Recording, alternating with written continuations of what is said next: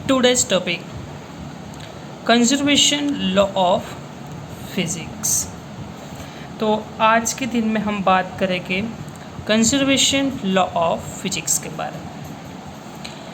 Conservation law of physics start करने से पहले I request to all of you कि यहाँ पे हैंड रिटन नोट्स बना के आपको मैं इजी लैंग्वेज में कन्वर्ट करके आपको नोट्स बना के यहाँ पे वीडियो एक्सप्लेन कर रहा हूँ। उसके बाद भी यूट्यूब के ऊपर व्यूज़ अदरवाइज़ ज़्यादा तरीके से स्टूडेंट्स ये वीडियोस देखते नहीं हैं, तो अब लग रहा है कि नेक्स्ट चैप्टर से मैं कोई एप्लीकेशन है अदरवाइज़ कोई easy video otherwise YouTube application के ऊपर है तो मैं आपको वो शेयर करूं, क्योंकि इतनी सारी मेहनत करने के पीछे भी कोई स्टूडेंट्स इसके इम्पोर्टेंट नहीं दे रहा है, तो मेरे को लगता है कि ये जो मेहनत हम कर रहे हैं वो सक्सेस नहीं है। तो प्लीज़ 11 साइंस के 40 स्टूडेंट्स हैं, उसके अंदर से मिनिमम 20 स्टूडेंट्स की ये जो वीडियोस है उसके नीचे कमेंट सेक्शन के अंदर आपको बताना है कि नोट्स वाला आपको वीडियो चाहिए अदरवाइज़ कोई एप्लीकेशन वाला वीडियो आपको चाहिए।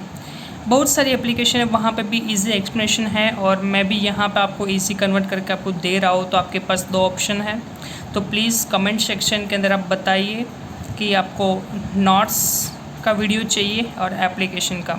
40 में से 20 का भी कमेंट्स आएगा नोट्स का, तो मेरे को लगेगा कि यहाँ पे जो मैं मेहनत कर रहा हूँ वो सक्सेस है। तो आगे भी चैप्टर में जो एक्सप्लेन करने वाला हूँ चैप्टर 2, 3 एक्सेट्रा, तो वो नोट्स के अंदर से मैं एक्सप्लेन करूँ।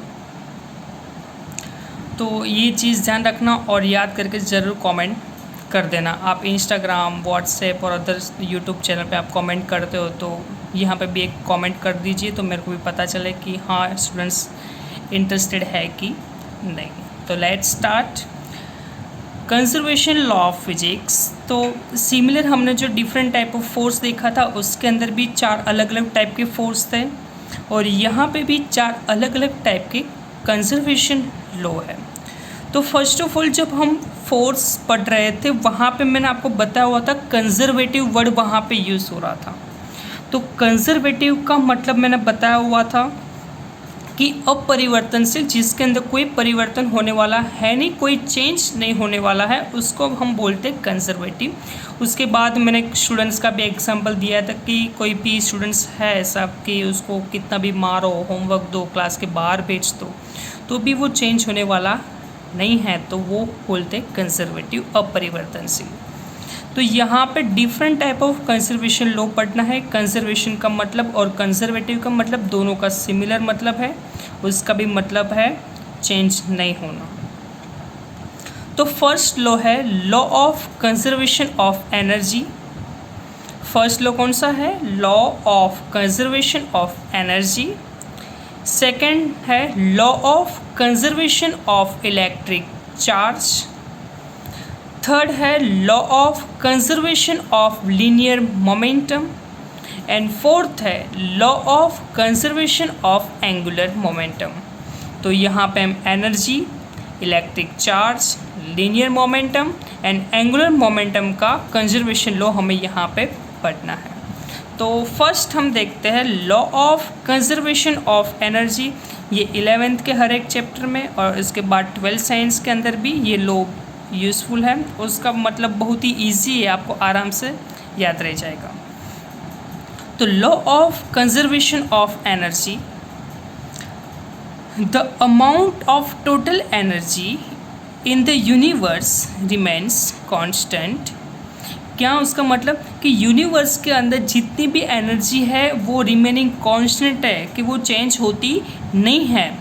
पर मेन लॉ यहाँ से स्टार्ट हो रहा है कि energy can neither be created nor be destroy, it can just be converted from one form to another. क्या होगा? कोई नई एनर्जी क्रिएट नहीं होता है, नई कोई एनर्जी डिस्ट्रॉय नहीं होता है। जितनी एनर्जी हमने एक एंड से पास आउट किया इतनी एनर्जी हमें दूसरे एंड से मिलेगी, but it can just be converted, वो एक फॉर्म में से दूसरे फॉर्म में कन्वर्ट हो सकती है, पर energy neither be created nor be destroy, जितनी एनर्जी है इतनी रहेगी, उसके अंदर कोई चेंजेस होगा नहीं। उसको हम बोलेंगे law of conservation of energy. तो आपको पता चल गया होगा कि law of conservation of energy किसको बोलेंगे कि energy can neither be created nor be destroy, it can just be converted from one form to another form. तो ये था law of conservation of energy की एनर्जी उसके अंदर चेंज होगा नहीं। सेकेंड है law of conservation of electric charge. तो during any process taking place in an electrically isolated system, isolated system हम किसको बोलेंगे? फर्स्ट ऑफ ऑल कि ये कंजर्वेशन लॉ किसका है? इलेक्ट्रिक चार्ज का, मतलब यहाँ पे इलेक्ट्रिसिटी यूज़ होगा। तो during any process taking place in electrically, क्योंकि ये इलेक्ट्रिक चार्ज की कंजर्वेशन लॉ है तो वहाँ पे इलेक्ट्रिसिटी होना ज़रूरी है। तो जब भी हम इलेक्ट्रिसिटी की बात करते हैं तब isolated system the algebraic sum of the system remains constant. तो आइसोलेटेड सिस्टम किसको बोलते हैं कि आइसोलेटेड का मतलब है कोई चेंजेस होगा नहीं। लाइक थर्मोस हम लेते हैं कि थर्मोस के अंदर हमने चाय वहाँ पे अंदर रखी हुई है तो वो गर्म ही रहेगी, थोड़े टाइम के बाद उसके अंदर कोई भी इफ़ेक्ट होने वाला है नहीं, थोड़े टाइम के बाद हम निकालेंगे तो वो गर्म ही मिलेगी।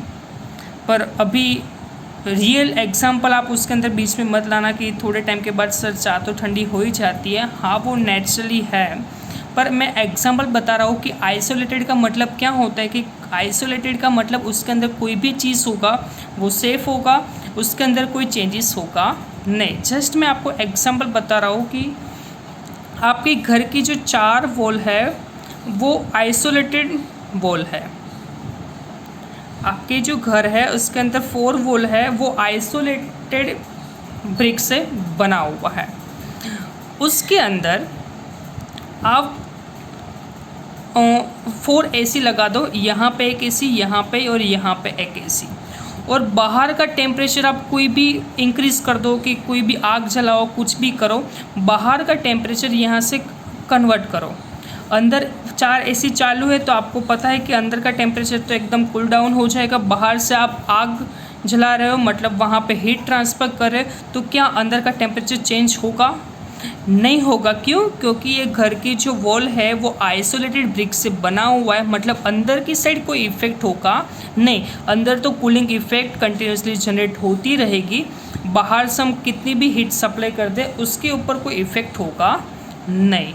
तो isolated system the algebraic sum of the system remains constant, तो वहाँ पे भी कोई चेंजेस होगा नहीं। थर्ड देखते हैं law of conservation of linear momentum. अब हम देखना है लीनियर मोमेंटम के बारे में।